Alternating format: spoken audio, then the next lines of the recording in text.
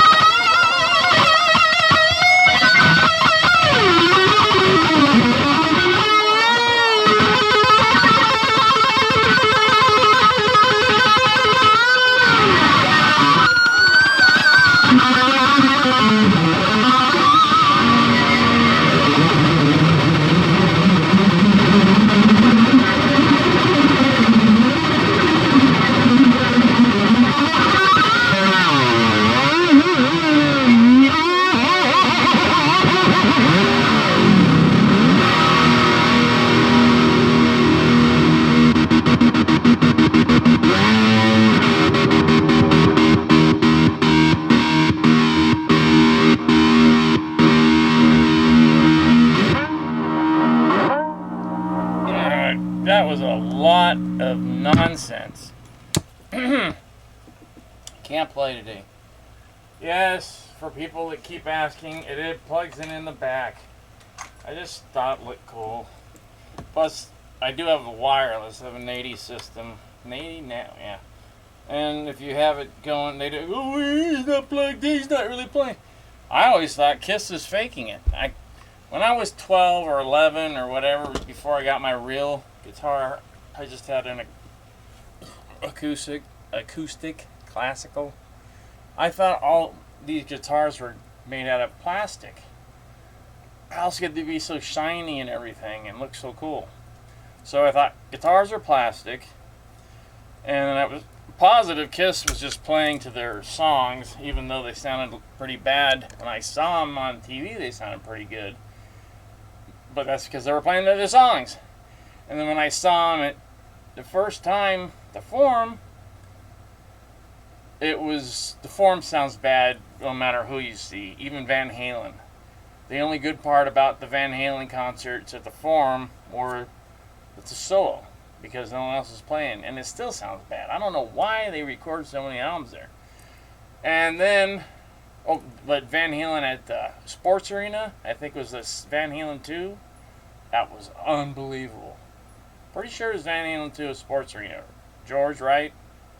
If you're watching this, I think it was, we saw the second tour at the Sports Arena. Pretty sure. And that was amazing. And then the next time we saw him was, Women and Children First, and that was at the Forum, and we had been relegated to way up in the side, on the wrong side, but still can bring binoculars and look at Eddie.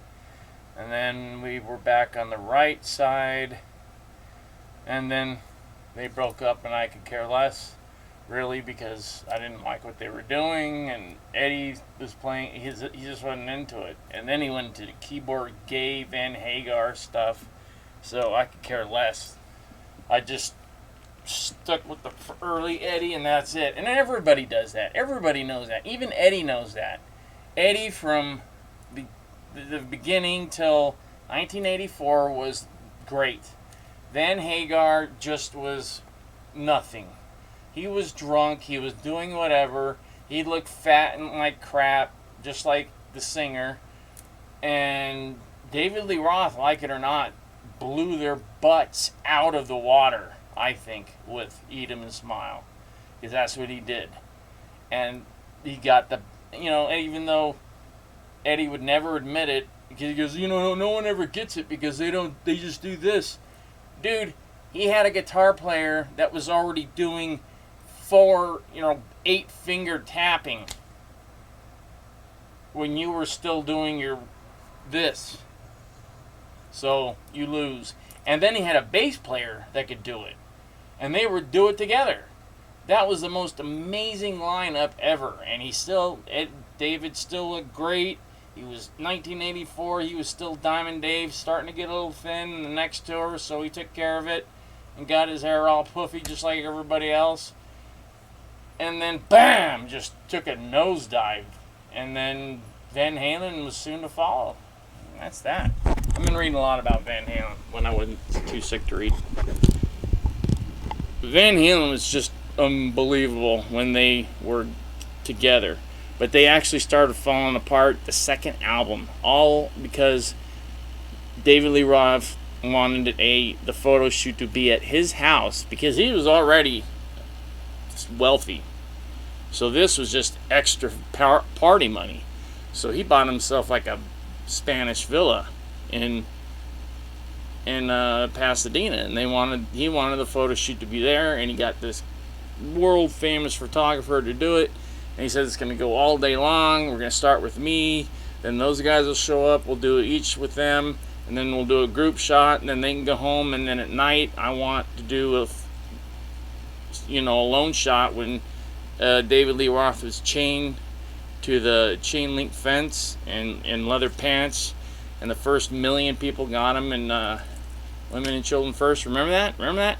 That was the beginning of the end. They all thought, screw this guy. We don't need him. But actually they do. They all need each other, kind of. Now they're on the outs. Even this last, it was I read an interview that Eddie gave like a couple weeks ago. He says, "Me and Dave hate each other. We do not like each other. He just doesn't like me, and I don't like him. And that's the way it is. I love playing in a band with my brother and my son, but I won't do it with Michael Anthony. He's a horrible bass player. I had to sit down and teach him everything. This is on record. He just said this, sober. He said everything, Sammy Hagar, everything that came out of his mouth was a lie, which I believe, and sounded like crap. And he said also that high-pitched singing that everybody says that was the trademark, all he was an out-of-control, like, train whistle from hell. And they just use it. He hated it. There's no way Van Halen's getting back together like that. This is it. After this little tour, it's done. He says he doesn't know how they could pull out another album. The only way they did it this time is because they used half the tracks that they used for the Warner Brother demos. How many years ago? In the 70s. So half of the tracks they used, more than, were old. And then the rest are just stuff him and his brother and kid came up with. And it's a fact. Dave's voice is shot. He's bald. But he's in better shape than anybody else. Except for Eddie Van Halen. You should see him when he lifts his shirt up. He's got a six-pack too. The only one that doesn't have a six-pack is Wolfgang. He has a case. But that dude is talented enough to... It doesn't matter. The guy is more talented than anybody else in that band. Including his dad and... play-wise. I don't know about tinkering and building things. He might be. Apparently he is, because he's building his own basses. So there you go. So I'll keep the Van Halen thing on for you guys, and then somebody can comment, or they don't have to. And the other stuff in the front I'm going to cut out, because I don't want anybody hearing anything. Alright, have a good day, and tomorrow will be the 6-year anniversary of the death of Michael Jackson. And actually, I'm kind of sad about it. I don't know why. I always liked Michael Jackson. Never believed he did all that crap. I liked him. And I'm sad that he died. And there you go. Tomorrow's 6 years. Think about it. 6 years. That sucks. And then a month later, I was dead. So see you later. Bye.